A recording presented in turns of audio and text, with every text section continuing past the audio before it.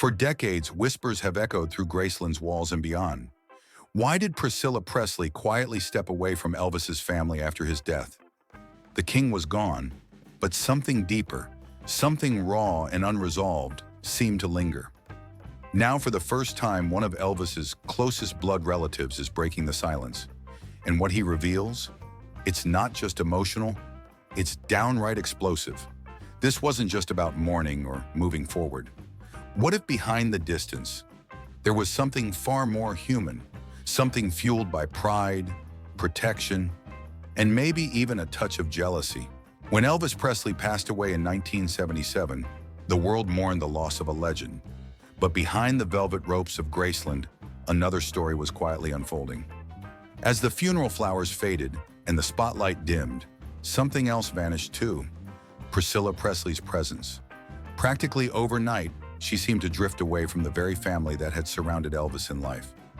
While the public grieved, those closest to the king began to notice a change, one that no headline ever captured. Enter Danny Smith, Elvis's own cousin and a lifelong member of the so-called Memphis Mafia, the tight-knit circle of friends and family who had shared Elvis's inner world. Decades later, Danny now speaks openly on his YouTube channel, Memphis Mafia Kid, often answering questions fans have long been too afraid to ask. Recently, he addressed one in particular that hit a nerve. Why did Priscilla cut ties with the Presley family? What followed was a response that peeled back layers of memory, emotion, and unspoken tension that had been building for years. According to Danny, after Elvis's death, Priscilla didn't maintain any significant contact with the extended Presley family. In fact, aside from the occasional interaction with Vernon Presley, Elvis's father, there was radio silence. Not a holiday card, not a phone call, just space. And for those left behind in Memphis, it was a silence that spoke volumes. As if the family Elvis had grown up with, leaned on, and trusted most had suddenly become outsiders to the world he left behind. But it gets even more personal. In one of his most emotional revelations, Danny admitted something that still stings to this day. She didn't want Lisa to be around us. Those words aren't just heavy, they're heartbreaking. Imagine being part of a grieving family, only to be told, without words, that your presence was no longer welcome. It wasn't just about distance. It felt like a wall had been raised and no one really knew why. Or maybe some did. The story didn't start with Elvis's death. It started years earlier, in 1973, when Elvis and Priscilla finalized their divorce. From the outside, their split looked almost amicable. No ugly headlines, no explosive courtroom drama. But beneath the surface, the cracks had already begun to ripple through the Presley family. The divorce didn't just end a marriage, it fractured a dynamic that had once seemed untouchable. Suddenly, the warmth that once surrounded family gatherings, the laughter echoing through Graceland's halls, started to feel colder, quieter. Danny Smith, Elvis's cousin and someone who had a front row seat to the Presley family's most private moments, remembers that shift all too well. In his own words, Priscilla's relationship with the family began to change after the divorce, not with a bang, but with a slow, deliberate fading away. And according to Danny, it wasn't just time or circumstance that caused the distance. He hints at something more complicated, more emotional. He points to a specific tension that simmered just beneath the surface. Jealousy. It wasn't petty or loud, but it was there. Danny recalls how close his father, Billy Smith, was to Elvis. They weren't just cousins. They were brothers in spirit, bonded by history, humor, and decades of loyalty. But that closeness, it seems, wasn't always embraced. Danny shares a telling line, one that still carries weight all these years later. It was plainly obvious she didn't want to be around us. Not just a feeling, not speculation. It was something the family lived with, felt in their bones, every time they were left out of a moment, a milestone, a memory. Still, Danny doesn't speak with bitterness, just honesty. He acknowledges that after most divorces, people naturally move on, and it's not unusual for ties with in-laws to loosen or break. Life pulls people in different directions. But the Presley family wasn't just any in-laws. They were Elvis's foundation, his heartbeat. And so when Priscilla stepped away, it didn't just feel like parting ways with a former spouse's relatives. It felt like something more intentional, and more painful.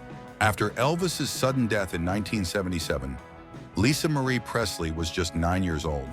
The world she knew, one filled with music, flashing lights, and late-night peanut butter sandwiches with her dad, collapsed overnight. Within weeks, she and her mother, Priscilla, packed their bags and moved to California. It was a drastic shift, not just in geography, but in identity. Gone were the winding staircases of Graceland, the familiar Southern voices, and the cousins she used to run through the halls with.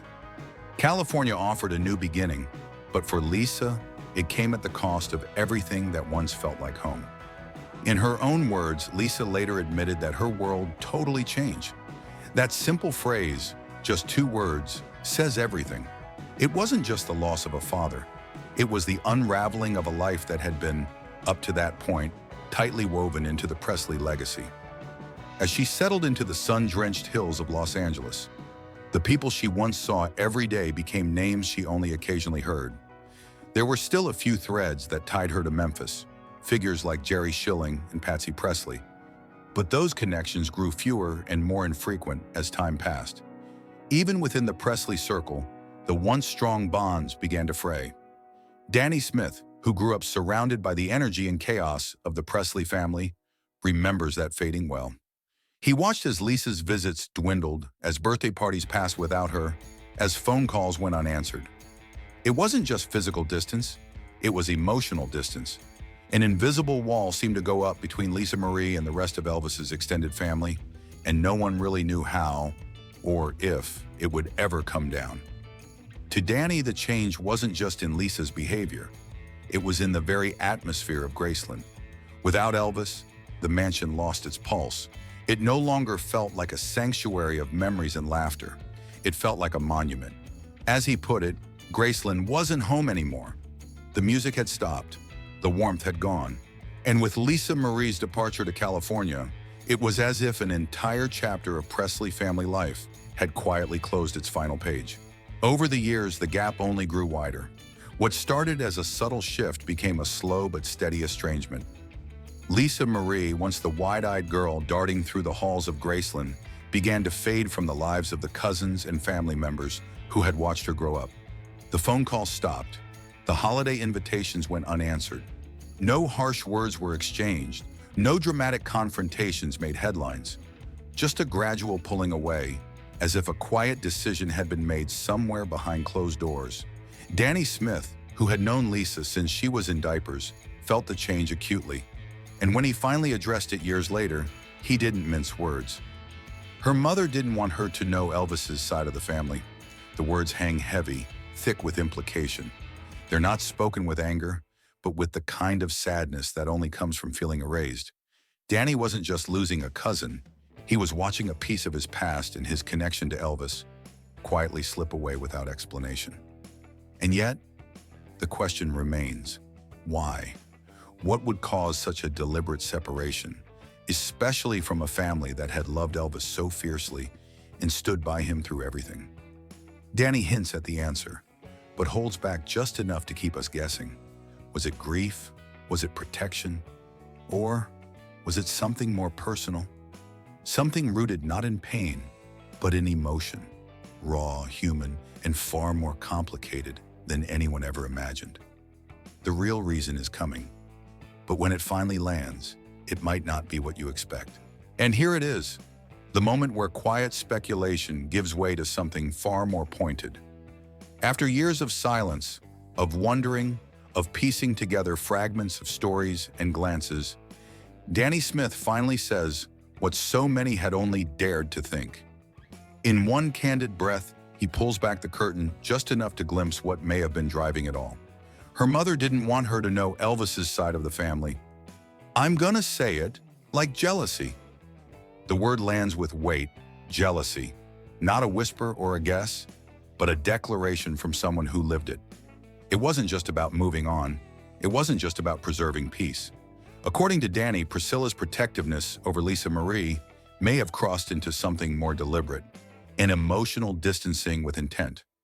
A quiet decision made not in anger, but perhaps out of fear, pride, or the deep, complicated ties that still bound her to the man she once loved and the family who remained.